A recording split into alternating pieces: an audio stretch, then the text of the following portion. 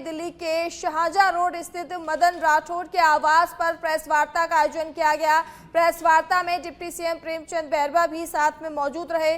प्रदेश अध्यक्ष मदन राठौड़ ने गोविंद सिंह डोटासरा के सवालों का जवाब दिया। राठौड़ ने कहा कि डोटासरा अनगढ़ बातें करते हैं, एसआईआर पर आरोप गलत है। डोटासरा ऐसा खेल खेल रहे हैं जिसमें फुटबॉल ही नहीं सिर्फ पैर चल रहा है। वहीं डिप्टी सीएम प्रेमचंद बैरवा ने कहा कि विधानसभा का शीतकालीन सत्र 28 जनवरी से शुरू हो रहा है। जूली को हम विधानसभा में ही जवाब देंगे। लिस्ट है हमारे पास, 2 साल में जितना काम हुआ है उसकी पूरी लिस्ट है और एक एक लिस्ट में आपने कितना किया और हमने कितना किया, ये बात हम इनको विधानसभा के में अंदर बताएंगे आपको, अगर वहाँ पूछ सकते हैं तो। इसलिए मैं कह रहा हूँ कि जिस तरह से जूली साहब ने ये भी कहा कि राइजिंग राजस्थान में क्या डाटा है आपके पास, कितने लोगों को आपने रोजगार दिया, अभी उन्होंने प्रेस में कहा है। मैं कह रहा हूँ 90,000 लोग आज हमारे जो बेरोजगार थे जिनको रोजगार मिला, 8 लाख करोड़ से अधिक MOUs जो धरातल पे आए हैं वो चालू है और उनमें 90,000 के करीब हमारे जो बेरोजगार लोग थे उनको रोजगार मिला है।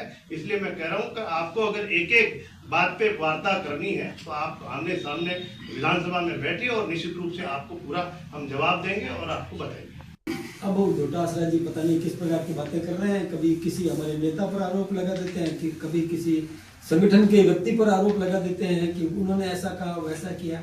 वो केवल भ्रम की जिंदगी जी रहे हैं, वास्तविकता से कोसों दूर है, कोई लेना देना नहीं है। अब वो कह रहे हैं साहब कि हमने वोट कटवाने का हमारे और ये नाम दिए।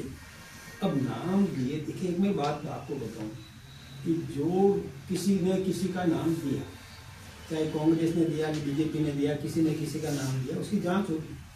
जांच के आधार पर ये सब साबित हो जाएगा कि वो इस देश का नागरिक है तो हरगिज नहीं कटेगा। मैं बहुत साफ साफ कह रहा हूँ, जिसकी जड़ें हिंदुस्तान में उसका नाम कटना ही नहीं है। लेकिन जो अपना जिसका आधार ही नहीं है यहाँ पर, जो इस देश का नागरिक ही नहीं है, बाहर से आकर के बैठा है, या कांग्रेस के लोगों ने केवल वोट की मशीन बना करके उनको यहाँ रखा हुआ है और वोट प्राप्त करने के बाद में वो अपने ठिकाने चले जाएंगे, उसका इस देश से कोई लेना देना नहीं है, तो ये तो ठीक नहीं है। जो इस देश का नागरिक नहीं है वो कैसे ये तय कर सकेगा कि इस देश का शासक कौन होना चाहिए।